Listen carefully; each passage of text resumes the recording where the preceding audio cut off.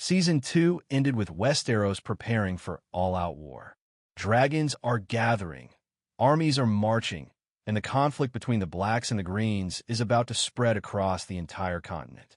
HBO has officially revealed several major new characters joining House of the Dragon Season 3, and we already met a few in the Episode 1. And make no mistake, these aren't minor additions. Many of these characters will shape the biggest battles of the dance, command thousands of soldiers, and decide the fate of entire regions. But perhaps the most exciting arrival is one fans have been waiting years to see: Daeron Targaryen. Today, we're breaking down every important new character coming to Season 3, who they are, and why they will matter in the wars ahead. Let's begin. Number 1. Daeron Targaryen. Even though HBO hasn't officially introduced him yet, Daeron is arguably the most important new character entering the story. Daeron is the youngest son of King Viserys and Alysanne Hightower. That makes him the younger brother of Aegon II, Aemond One-Eye, and Helaena. Unlike his brothers, Daeron was raised far away in Old Town under the care of House Hightower. Because of this, he grew up away from the toxic politics of King's Landing. In the histories, Daeron earns the nickname Daeron the Daring. He is described as brave, honorable, intelligent, and surprisingly well-liked. Many readers consider him the most capable and likable of Alysanne's children. But Daeron's greatest weapon isn't a sword. It's his dragon. Tessarion, known as the Blue Queen, is one of the most beautiful dragons in Westeros, with cobalt blue scales and copper-colored wings. And when Daeron finally joins the war, he gives the Greens something they desperately need: another dragon rider. As casualties mount on both sides, Daeron and Tessarion become one of the Greens' most valuable military assets. Season 3 could easily turn him into the next fan-favorite character. Number 2. Ormund Hightower. If Daeron is the Greens' rising star, Ormund Hightower is their military powerhouse. Ormund is the Lord of Old Town and head of House Hightower. He is Otto Hightower's nephew and Alysanne's cousin. But what makes him dangerous isn't his family connection. It's his army. The Reach is one of the richest and most populated regions in Westeros, and Ormund commands one of the largest armies in the entire realm.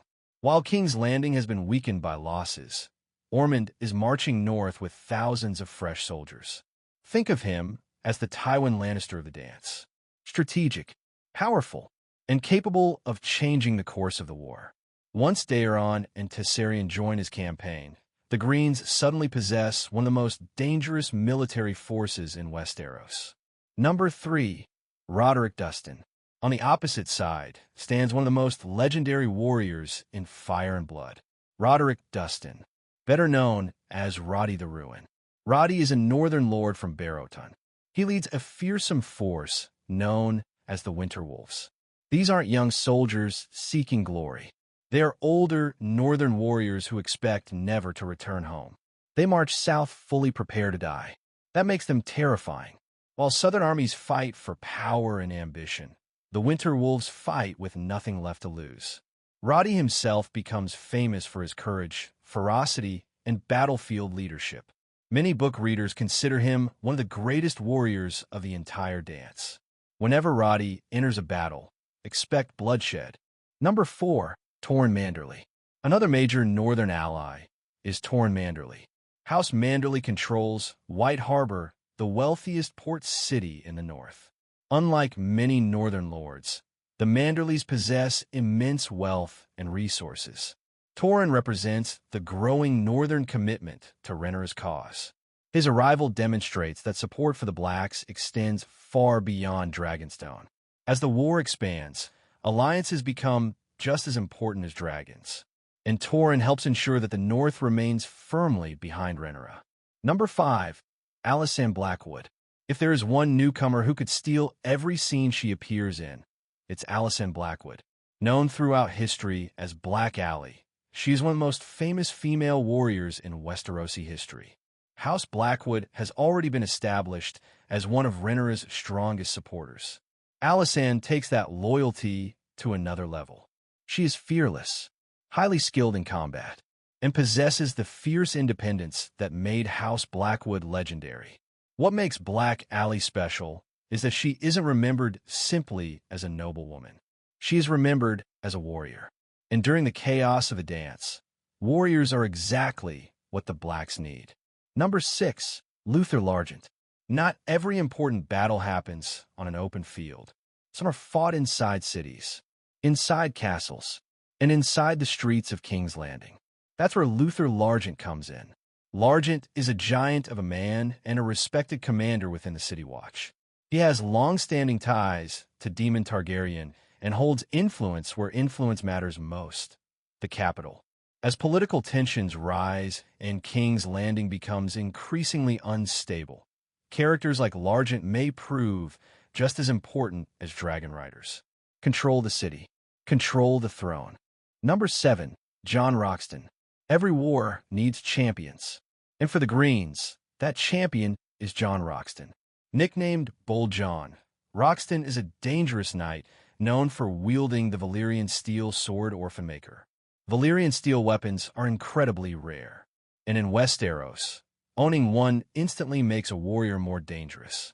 Roxton is aggressive, fearless, and deadly in combat. As the conflict becomes increasingly brutal, don't be surprised if his name becomes associated with some of the bloodiest moments of the war. Number 8. Adrian Redfort. Representing the Vale is Adrian Redfort.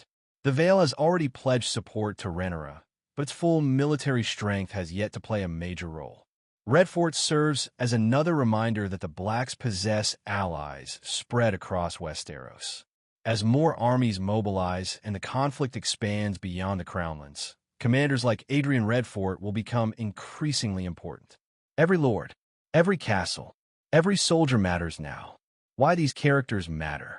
What makes Season 3 different from previous seasons is scale. The early stages of the dance focused on politics, betrayals, and dragon duels. Season 3 is about war. Massive armies, new commanders, entire regions choosing sides. The Greens are gaining strength through Ormund Hightower, Daeron Targaryen, and Tessarion.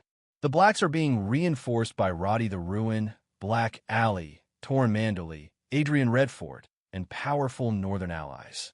The result? The biggest battles of the dance are finally here, and many of the characters we've discussed today will stand at the center of those conflicts. So, which new character are you most excited to see in House of the Dragon Season 3?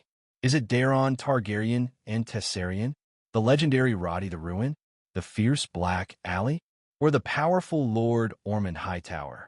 Let me know in the comments below.